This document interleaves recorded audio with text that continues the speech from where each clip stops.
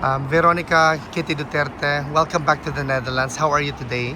I'm good, Finn. Thank you for asking. Okay lang. Medyo, I think nilalabanan pa rin yung jet lag. I just arrived this morning around 8 a.m. I think. And then, I was supposed to visit 2 days ago pa, but my flight got delayed since I think most of you know na galing ako ng hospital. I got discharged around 3 days ago. So, tuloy pa rin yung flight, syempre, pero a bit delayed lang. Kit, on behalf of the Filipino community here in The Hague and all over the world, belated happy birthday to you. We know na nag-celebrate ka ng birthday mo sa hospital.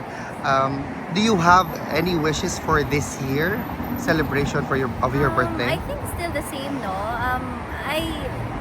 Well, pinalaki kaming ganun, so I treat my birthday as just a normal day and same as my siblings, kasi yun yung turo ng papa namin. Maybe the same wish that Tatay Digong will be brought home, alive, happy, healthy, safe, and sound. Kitty, how's former President Duterte today? He looks good, actually. I was surprised. Kaya, contrary to the, ano ba yung mga abog dito? Contrary to the, past few times na I visited na medyo parang emotional ako, he looked good today.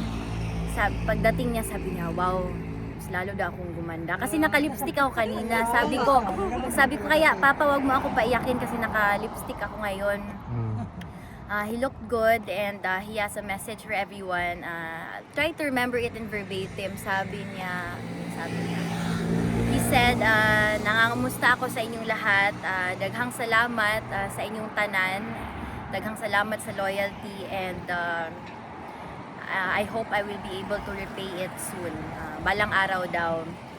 And ayun, even sa mga tao, even sa supporters na all over, not just OFW, sa buong Pilipinas. Maraming salamat for your loyalty. Did the former president greeted you on your birthday, Kit? Did the former president greeted you on your birthday? Yes, he did greet me kasi tumawag kami. He calls me 4 times a week.